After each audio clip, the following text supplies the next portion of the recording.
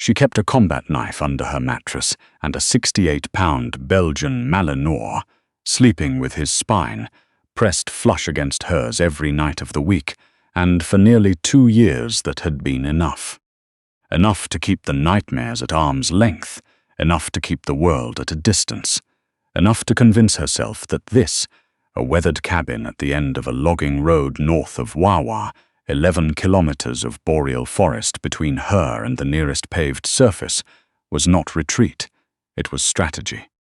Sergeant Caitlin Bauer, formerly of the Canadian Special Operations Regiment, did not believe in vulnerability.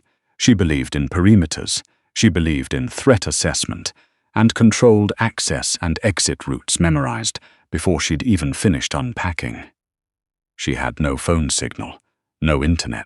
Her driveway was marked by 2 trail cameras disguised as rusted fence posts, and her front door opened from the outside with a key she'd never given to anyone.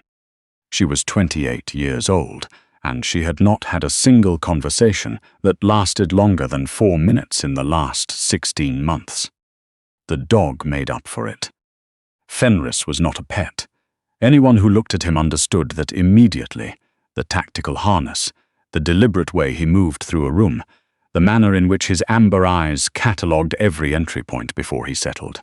He was a former CSOR K9, a Belgian Malinois, built lean and fast and absolutely ferocious, trained for explosive detection and close-quarters work in environments that would break most humans before breakfast. He had a military ID tattoo faded into the skin of his right ear. He had a 6-centimeter scar running the length of his left shoulder from an ID blast near Menaka, Mali, that had killed his original handler. He had also, somewhere along the way, become the only reason Caitlin Bauer got out of bed in the morning. They had a system. She rose at 5:30. She ran 5 kilometers along the logging road regardless of temperature. She ate the same 3 things in rotation. She spoke to Fenris in the quiet, low voice she reserved exclusively for him, and he listened with the gravity of a creature that understood every syllable, which she sometimes thought he did. When the night terrors came, and they came often, vivid and surgical, and detailed in ways she could not describe without her voice breaking, it was Fenris who pressed the full weight of his body against her ribs, and breathed slowly until her heart rate matched his. The isolation was not comfortable, but it was controlled, and control was all she had left. It started on a Thursday in early November, a slow creep of discomfort in her lower right abdomen that she catalogued and dismissed the way she would a minor equipment malfunction.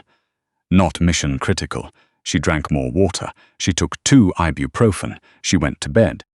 By Friday morning, the discomfort had become pain. Not dramatic pain, not the kind that announces itself with volume, the quiet, insistent kind that sits just below the threshold of manageable and refuses to move. Caitlin ate breakfast standing up because sitting made it worse. She told herself it was a muscle pull. She told herself it was nothing.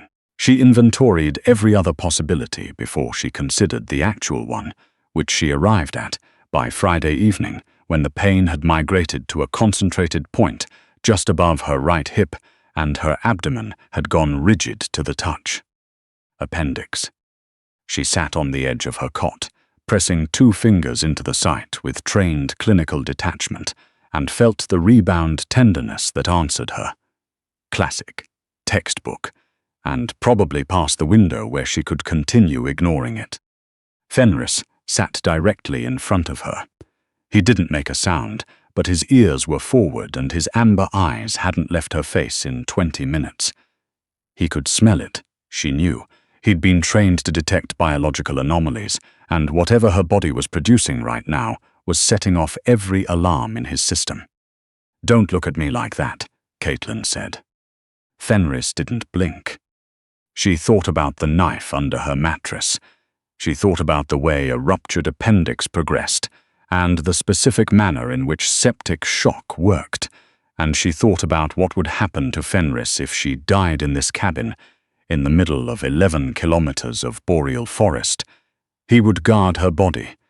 She knew that with complete certainty. He would guard it until he starved, or until someone eventually came up the logging road to investigate. And when they did, Fenris would treat them as hostiles, and he would not be wrong for it, and they would put him down. She could accept a lot of things. She had accepted a lot of things.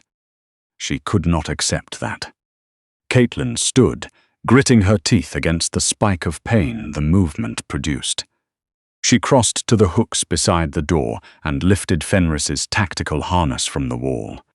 He was on his feet immediately, standing at attention with his chest out, a soldier receiving orders. "We're going to town," she said. "Don't make it weird." The drive to the Lady Dunn Health Center in Wawa was 43 kilometers of winter highway and took Caitlin just under an hour in the dark, her hands white-knuckled on the steering wheel of her old Tacoma, the cab cold because the heat worked only when it felt like it. The pain had spread since she'd left the cabin, which was not a good sign. She drove with her jaw locked and her window cracked 2 centimeters so the cold air kept her sharp. Fenris rode in the passenger seat. He sat fully upright the entire drive, his amber gaze moving between the road ahead and her profile with the mechanical regularity of a sentry doing sweeps. Every time her eyes lost focus for a second longer than they should have, he made a low sound in his throat.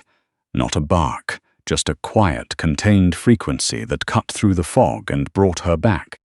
"I know," she said each time, "I know." The emergency entrance was lit in blue-white fluorescence against the snow.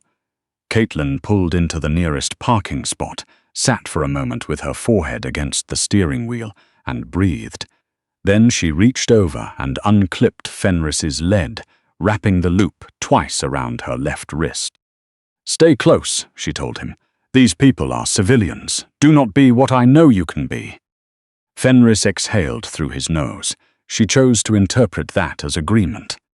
Getting out of the truck took more effort than it should have. The cold hit her like a wall. She made it 3 steps before her legs became unreliable beneath her, and she caught the passenger door handle, leaning into it, and then into the solid presence of Fenris beside her, who braced, who actually planted his feet and lowered his center of gravity, and took her weight with the calm efficiency of a creature that had been doing exactly this for years. Together they moved toward the entrance. The automatic doors opened and swallowed them both.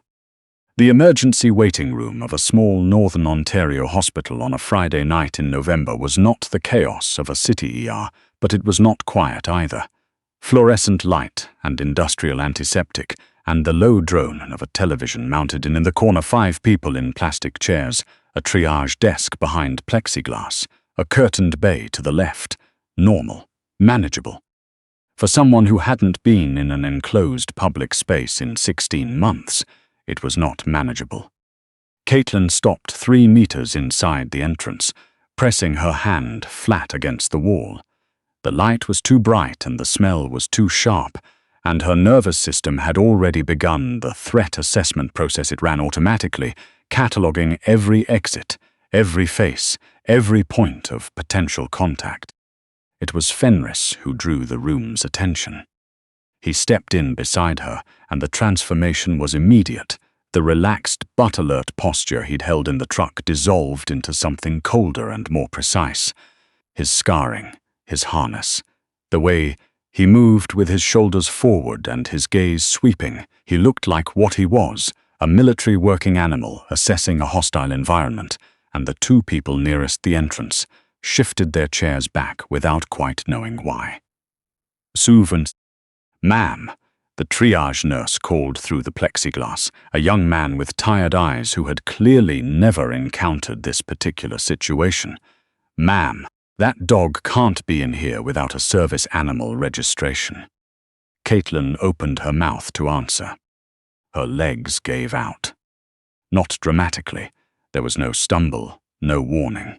One moment she was standing, and the next the floor was coming up at her, and she got her right arm out in time to catch most of it, landing hard on her forearm against the linoleum, the pain in her abdomen detonating on impact in a way that stripped the air from her lungs. The waiting room erupted. Someone made a sound. The triage nurse shouted into his phone. The curtain on the bay flew back and a doctor in green scrubs came through at a run. Fenris went to full combat alert in under 2 seconds. He planted himself over Caitlin's body, straddling her shoulders, and turned to face the room. The sound that came out of him was not a bark. It was something older than that, a sustained guttural warning that vibrated the plexiglass and made the overhead lights seem dimmer by comparison. His lips pulled back. His weight was forward. The message required no translation. "Come closer. Find out what happens." "Easy," the doctor said, stopping immediately. He was tall, maybe 40, with grey threading through dark hair and the expression of someone who had handled difficult things, but perhaps not quite this particular difficult thing. "Call off the dog. We're trying to help." "Don't come closer," Caitlin managed from the floor. Her voice was barely functional. "Hill, just don't." "We need to assess you," the doctor said. He had not moved. "Can you recall him?" "Fenris." Caitlin reached up and pressed her fingers into the coarse fur at his shoulder. "Fenris, perimeter." The dog did not stand down. He acknowledged her touch, the faintest shift of his ear in her direction, but his eyes stayed on the room, and his weight stayed forward, and the growl sat constant and unmovable in his chest. He knew she was compromised. His training was unambiguous on this point. A compromised handler in a room full of unknown threats meant one thing, and one thing only. The triage nurse had called for security. 2 came through the far door, a heavy-set woman and a younger man, both in navy, both looking at Fenris the way people look at something they have been warned is dangerous and now understand viscerally to be exactly that. The younger one had his hand on a canister at his hip. "Do not use that on this dog," Caitlin said. Her voice had found the flat, load-bearing register she hadn't used in 2 years. "I am warning you clearly." "We can't treat you until he's secured," the doctor said. His voice was level and deliberate. De-escalation cadence. She recognized it. There must be a command. Something. "Nothing you'd know," Caitlin said. She meant that literally. The release word was classified. She'd read it once in Fenris's service file at a desk in Petawawa 3 days before she'd driven away with him in the back seat of a borrowed car, and she had never spoken it aloud to another person. She barely spoke it now, only in the cabin, in the dark, when the night terrors made him pace.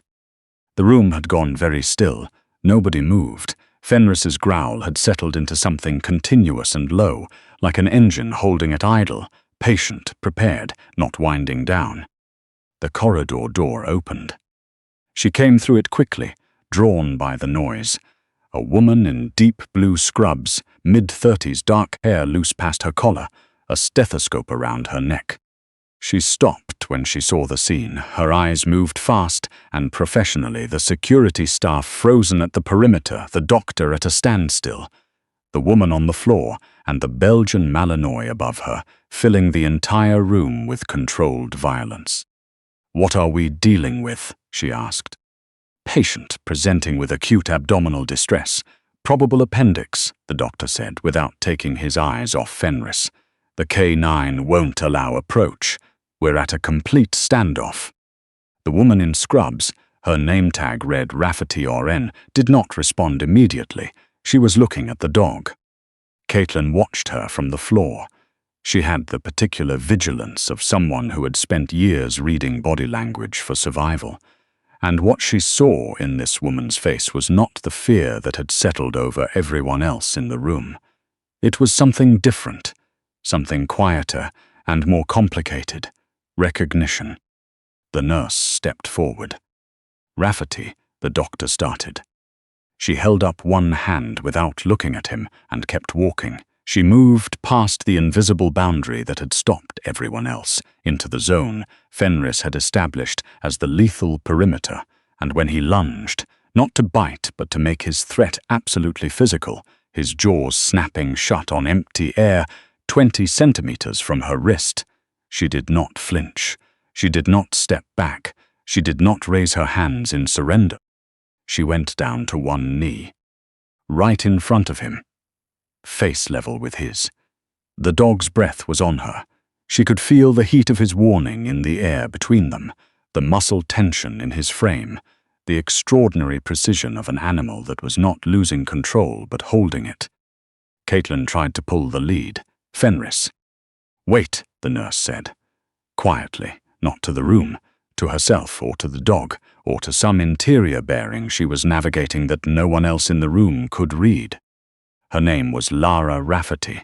She was 34 years old. She had grown up in Wawa, left for a decade to work trauma floors in Toronto, and come back 18 months ago because her sister had been killed in Mali and she had needed to come home, and this was the only way she knew how to do it.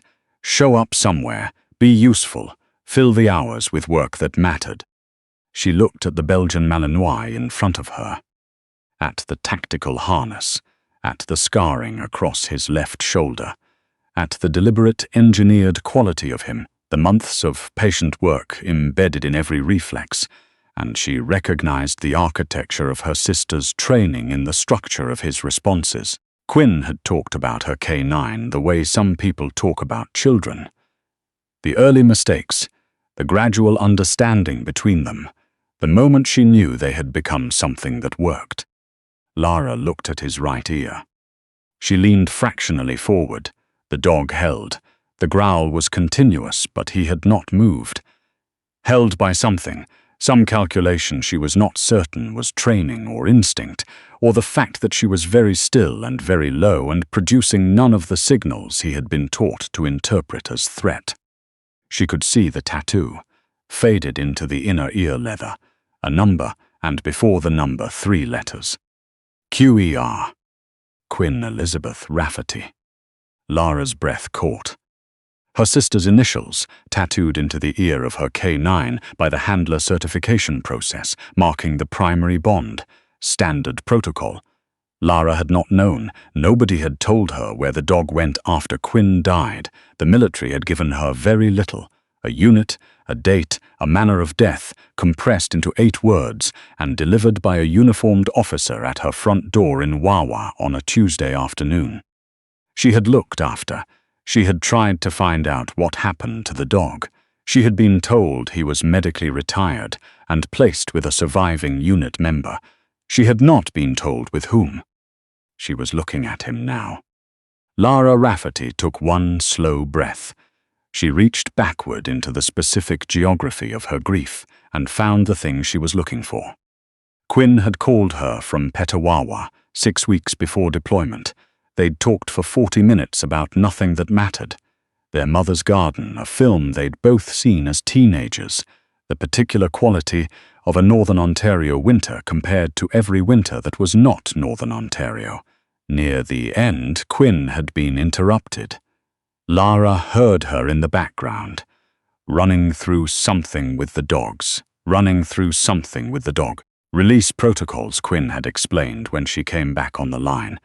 The sequence that signaled a K9 the threat was over, that they were safe, that they could stand down. One of the words Quinn had said was a private one, not in any manual, something she had taught him herself when he was still a puppy and reinforced across 2 years of training in the field. A word that existed only between them, a shared frequency no one else could transmit. Quinn had told Lara the word because Quinn told Lara almost everything, eventually, and because she thought it was meaningful and wanted someone in the world to know there was something, some animal somewhere, that would hear that word and come to peace. Lara had filed it in the part of her memory she did not open. She opened it now.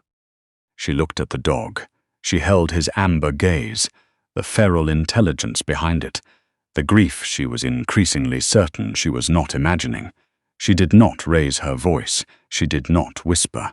She spoke clearly, at a normal human register, with the full weight of everything she had not been able to say for 18 months. Lichen. The word dropped into the room like a stone into still water.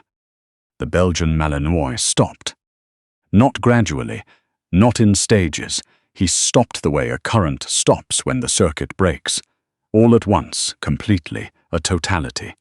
The continuous low engine of his growl cut to silence, his lips dropped, his forward-weighted stance broke open, and then his ears came up and forward in a motion so different from everything before it that several people in the room made involuntary sounds. He looked at her. Not the combat assessment he'd been running on everyone else in the room. Something else, something uncertain and searching and almost unbearably open. The expression of a creature who has heard a sound it stopped expecting to hear, reaching through layers of trained response towards something placed deeper, in the earliest part of him, before the harness and the deployments and the blast near Manaka that had changed everything. Lara did not breathe. The dog took one step forward. He lowered his head. He pressed his nose in the palm of her hand and held it there. The security guard exhaled audibly. The doctor said something under his breath. 3 people in the waiting room chairs sat in complete silence, watching something they did not have language for. Lara kept her hand flat and open. She let Fenris work through it. The recognition, the confusion, the slow renegotiation of everything his instincts had been telling him about this room and this moment and this woman who smelled nothing like his handler and yet had spoken the word that meant the fighting was done. "Good boy," she said, and her voice came apart on the second word, and she didn't apologize for it. "You did your job. I've got her now." She stood. She turned to the room. "Get the gurney," Lara said, and something in her voice made clear the situation had changed, that the room was hers to manage, that the next 60 seconds were going to happen efficiently. She's presenting with acute appendicitis and probable perforation. Move. They moved. Caitlin felt the hands on her arms, the lift, the cold metal edge of the gurney beneath her. The fluorescent ceiling moved overhead. Through the pain she kept her grip on the lead, and she felt Fenris pacing beside the gurney, his nails against the linoleum, his body close enough to her arm to confirm contact. "The dog stays with her," she heard Lara tell someone in the corridor. "Sort it out." They sorted it out. The surgery took 3 hours. The appendix had perforated at the tip. It was close in the way that surgeons describe with flat, professional language in post-operative notes, but that would have been something else entirely if she had waited another 6 hours, which she had been fully prepared to do. Fenris spent those 3 hours in the staff break room with Lara Rafferty, his heavy head in her lap, his eyes on the door. She sat in a plastic chair in a room that smelled of burnt coffee and hand sanitizer, and she stroked the fur around the scar on his left shoulder, and she thought about Mali and about IEDs and about the specific way military casualty notifications are worded, so precise and so carefully drained of everything that was actually true. She thought about Quinn's voice on the phone, the way she'd laughed when she caught herself saying the word, "I didn't mean to tell you that," she'd said. And then, "But I'm glad I did." She thought about how there are things you hold on to that you don't know you'll need, and how grief stores them for you in the dark, the way the body stores what it needs to survive. When Caitlin Bauer's eyes opened in the recovery room, the first thing she registered was Fenris's nails on the floor, the particular rhythm of him, purposeful and familiar, and then his weight on the edge of the mattress, and then his nose against her jaw, warm and certain. She exhaled in a way that used up most of her air. She became aware after a moment of someone else in the room. Lara was in the chair by the window. She looked tired in the plain, honest way of people who work overnight in small northern Ontario hospitals in winter, not performed exhaustion, just the fact of it, settled into the lines at the corners of her eyes. She had a paper cup of something in both hands, and she wasn't looking at Caitlin. She was looking at Fenris. "You were in the lobby," Caitlin said. Her throat was dry. "You spoke to him."